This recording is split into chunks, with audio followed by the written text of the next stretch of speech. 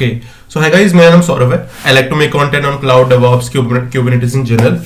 सो जैसे कि आपने मेरी अगर पहले ही वीडियो देखी होगी तो उसमें हमने एक पाइथन एप्लीकेशन को कैसे डिप्लॉय किया था AWS पे, और मैंने बोला था कि इसके सेकंड वीडियो में हम इसको पाइपलाइनिंग के थ्रू यानी GitLab CI/CD यानी ऑटोमेशन के थ्रू अब इसको डिप्लॉय करेंगे। सो मैं आपको बता देता हूँ आज हम क्या करने वाले हैं high level, so you can able to understand it pretty easy. Okay, so I hope आप मेरी स्क्रीन देख पा रहे होंगे। सो बेसिकली हमारा पाइथन का जो कोड था, पाइथन का कोड हमारे घर में पढ़ा था, हमारे GitLab SCM में पढ़ा हुआ था, सोर्स कोड मैनेजमेंट में। तो हम वो पाइथन का कोड GitLab CI/CD के थ्रू, टेराफॉर्म के थ्रू AWS इंफ्रा में बनाएंगे। AWS इंफ्रा के अंदर हम ECR, ECS जितनी भी कॉमन सर्विसेज है वो हम वहां पे डिप्लॉय करेंगे। टेराफॉर्म का जो बैकएंड होगा वो S3 बकेट होगा और DynamoDB टेबल होगा। ठीक है, DynamoDB means S3 means backend के लिए, स्टेट मेंटेन के लिए, और DynamoDB means for anti locking mechanism kind of thing. Okay, तो ठीक है, स्टार्ट करते हैं। So let me just open my terminal, my code editor. So this is our code editor and as you can see हमारा last code में हमारा जो code bootstrap और पूरा एनवायरमेंट का जो कोड सेटअप था वो हम सिंपल हम यहाँ पे सेटअप कर देते हैं। सो मैं करता हूँ, मैं फटाफट से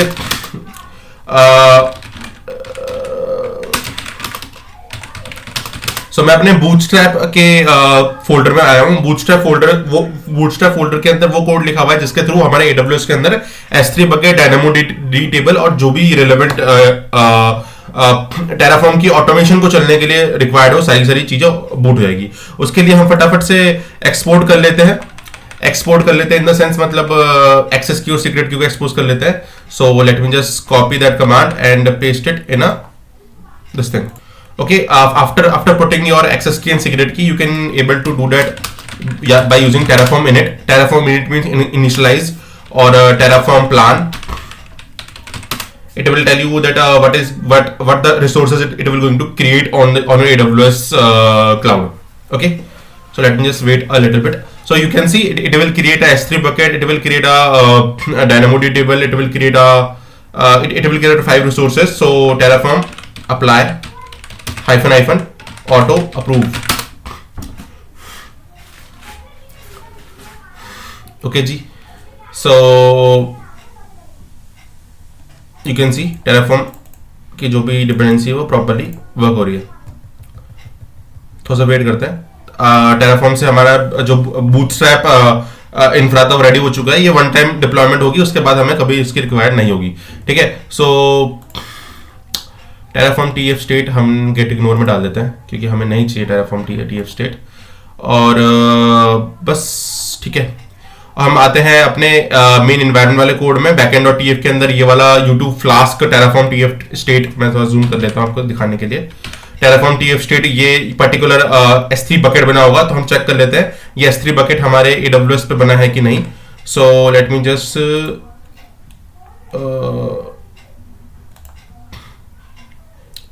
duplicate a tab into here only. So as you can see S3 bucket has been created. DynamoDB table भी हम verify कर लेते हैं, DynamoDB table. Okay, DynamoDB table भी हार्ड एंड फास्ट बन गया होगा। Okay, DynamoDB table is also created. अब हम GitLab पे लॉगिन कर लेते हैं। आपका जो GitLab है, जो पर्टिकुलर GitLab का जो अकाउंट है आपका, और आपकी जो पर्टिकुलर रिपोजिटरी है उस पर आप चले जाइए।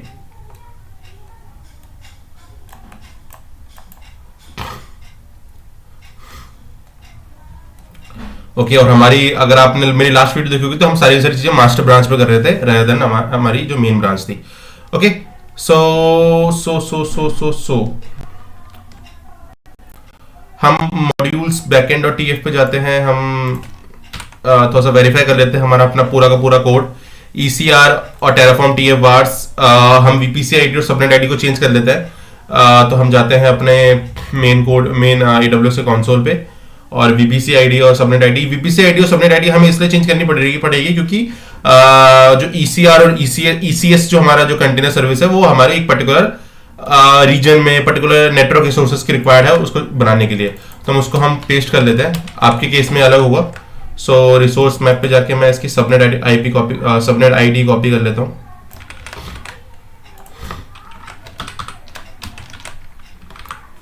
भाई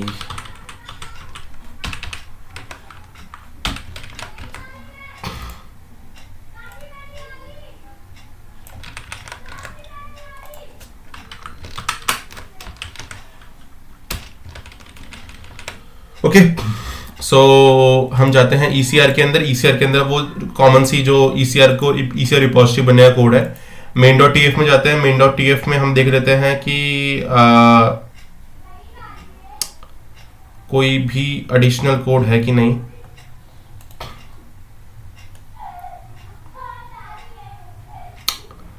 सो ECS बन रहा है, यूट्यूब का सिक्योरिटी ग्रुप बन रहा है, IAM रोल बन रहा है, इसमें पॉलिसी अटैच हो रही है, लोड बैलेंसर बनना है। लोड बैलेंसर की रिक्वायर्ड ऑल दो है नहीं मुझे, बट एक बार देख लेते हैं, वेरीफाई कर लेते हैं, क्रॉस चेक कर लेते हैं कि वो उसकी रिक्वायर्ड है कि नहीं है।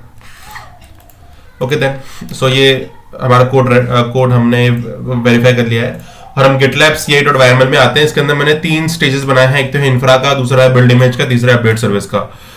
इंफ्रा के अंदर आपको जो भी टेराफॉर्म वाला कोड है वो चलेगा, मींस वो पर्टिकुलर टेराफॉर्म की बाइनरी को इंस्टॉल करेगा, टेराफॉर्म को इनिशियलाइज करेगा, अप्रूव करेगा and so on and so fourth. उसके बाद फ्लास्क ऐप जो हमारी जो एप्लीकेशन है वो बिल्ड होगी, वो पर्टिकुलर इमेज बिल्ड होगी हमारी, और वो हमारी पुश होगी कहाँ पे, हमारे ECR पे, इलास्टिक कंटेनर रजिस्ट्री पे।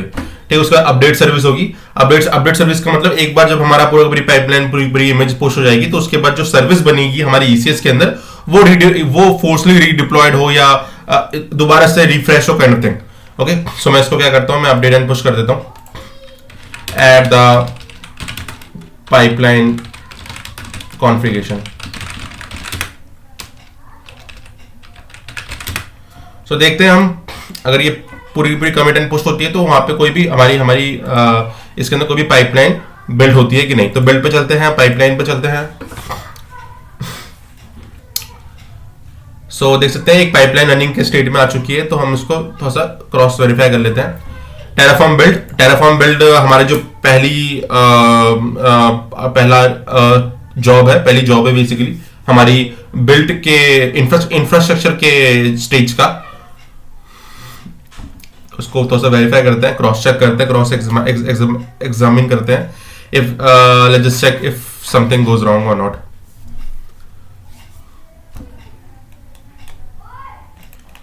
Okay, so after some time मेरा पूरा जो टेराफॉर्म का जो कोड है वो प्रॉपर्ली रन हो चुका है। अब जैसे कि हमने देखा कि टेराफॉर्म के बाद हमने क्या है 2-3 स्टेजेस और लिखी। अगर हम पाइपलाइन कॉन्फ़िगरेशन में जाएंगे, GitLab ci.yml फाइल में जाएंगे, तो हमारा जो टेराफॉर्म का जो बिल्ड है वो इसी यहां तक ही रजिस्टर करता है। इट मींस ये अगर कंप्लीट हो जाए सक्सेसफुली, देन हमारी जो इमेज बिल्ड होगी, हमारी जो फ्लास्क वाली इमेज है वो बिल्ड होगी, उसके बाद वो पुश होगी हमारे ECR के अंदर, और उसके बाद वो पर्टिकुलर जो सर्विस बनी होगी ECR के अंदर, ECS के अंदर, जो कि हमारे टेराफॉर्म के थ्रू बनी होगी, वो अपडेट होगी। मींस वो अपडेट इसलिए होगी ताकि जो हमने नई इमेज पुश करी है वो ECS जो है वो पुल कर सके और उसको अपनी सर्विस फाइल में उसको डिप्लॉय कर सके। ओके, सो हम देखते हैं फ्लास्क बिल्ड वाला जो कोड है वो क्या कहता है। फ्लास्क बिल्ड वाला कोड बहुत सिंपल सा कोड है। अब मैं डॉकर इन डॉकर डेंट वाला कॉन्सेप्ट यूज कर रहा हूँ GitLab। अगर आप पाइपलाइनिंग थोड़ा सा पढ़ेंगे तो उसमें आपको पता चलेगा कि आप डॉकर इन डॉकर का हेल्प की सहायता से जो GitLab के जो प्रोवाइडेड रनर है उसी के थ्रू ही आप डॉकर इमेजेस को बिल्ड भी कर सकते हैं, पुश भी कर सकते हैं, and so and so forth. Okay, so ये पर्टिकुलर जो कोड है वो बिल्ड कर रहा है AWS CLI की मदद से, मेरे अकाउंट की डिटेल फेच कर रहा है और उसके अंदर उस पर्टिकुलर रिपोजिटरी पे मेरी जो इमेज है, जो न्यू बिल्ड इमेज है, उसको पुश कर रहा है। और उसके बाद अपडेट सर्विस के अंदर मैंने एक एल्पाइन इमेज उठाया है, उसके अंदर मैंने AWS CLI को इंस्टॉल करके मैंने AWS को अपने ऑथेंटिकेशन, अपने एक्सेस की सीक्रेट कीज के साथ ऑथेंटिकेट करके मैंने उस पर्टिकुलर सर्विस को अपडेट कराया, बस, यानी फोर्स रीडिप्लॉयड कराया। ये सिंपल सी कमांड है। हम ये जो इंटायर पाइपलाइनिंग कॉन्फ़िगरेशन हम अपने GitLab की पाइपलाइनिंग वाले जोन में देखते हैं कि वो प्रॉपर्ली रन हुई है कि नहीं हुई। तो हम देखेंगे हमारे तीनों ही पाइपलाइन प्रॉपर्ली रन हो चुकी है। सो हमारे ये जो पहली जो थी टेराफॉर्म बिल्ड की वो तो सक्सेसफुली रन हमने देख ली। फ्लास्क बिल्ड हम देखते हैं।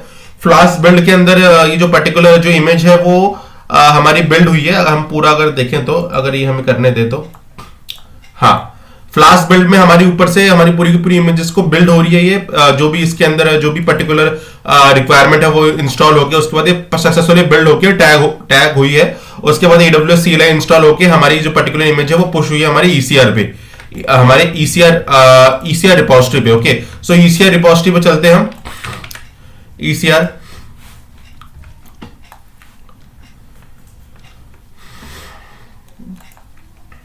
ECR के हम देखेंगे लेटेस्ट टैग 26 MB की ये पर्टिकुलर इमेज पुश हुई है। और उसके बाद हम अपडेट सर्विस पे आते हैं। अपडेट सर्विस पे अगर हम पाइपलाइन पे जाए, हम यहां से अपडेट सर्विस पे जाए, इस पे क्लिक करें अपडेट सर्विस पे, सो यहां से हम चेक कर सकते हैं वो पर्टिकुलर अपडेट सर्विस जो AWS CLI का यूज करके नई पर्टिकुलर नई इमेज या नई जो हमारी जो इमेज पुश हुई है उसको क्रॉल कर सके, उसको पुल कर सके हमारे ECS क्लस्टर के अंदर, ताकि वो नई इमेजेस के जो भी चेंजेस है हम देख पाए। ठीक है, सो हम क्या करते हैं, हम अपने ECS पे चलते हैं, इलास्टिक कंटेनर सर्विसेज पे चलते हैं।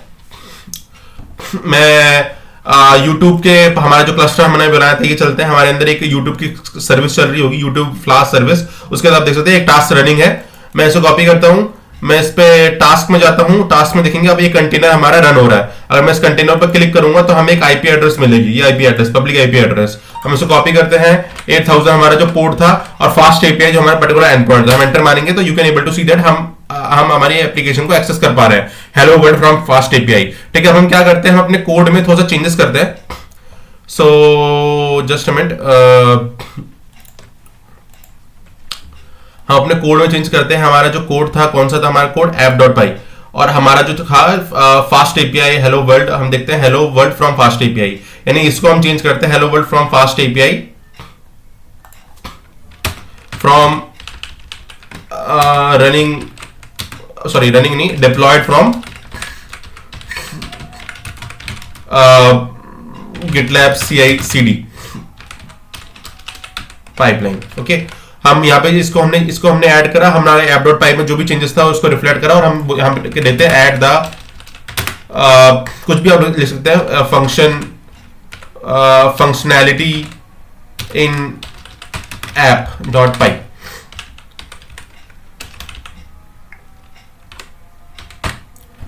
हम जाते हैं कमिट एंड पुश पे, और हमने जो दूसरी बार कमिट एंड पुश करा है, अगर हमने इस बार कमिट एंड पुश ढंग से करा होगा, then again a new pipeline has been triggered. तो हम पाइपलाइन पे चलते हैं। हमारी ये जो नई पाइपलाइन है ये रन हो रही है, सो हम इसको वेट करते हैं। हमारी पूरी की पूरी पाइपलाइन सक्सेसफुली रन होनी चाहिए। So let's just wait for a couple of minute. Okay, so after some while, our entire stages, infrastructure, build image, update service, all have been completely done. So what I'm going to do is that I'm going to just click on my cluster, and you will see if I refresh the tab, there is some task in progress. So मैं task पे जाता हूँ। task पे जाके मैं check करता हूँ कि there's a one container which is in a creating state. So give some moment to create the particular new container, because that particular container have our new changes.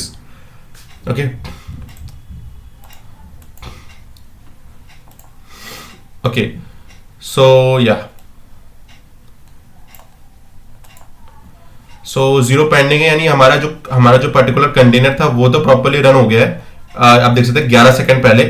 सो हम इस पे क्लिक करते हैं, हमारी इस पर्टिकुलर IP एड्रेस पे click करते हैं, हम जाते हैं 8000 पे, और हमारा जो एंड पॉइंट था फास्ट API, इस पे क्लिक करते हैं, and you will see your new changes has been reflected.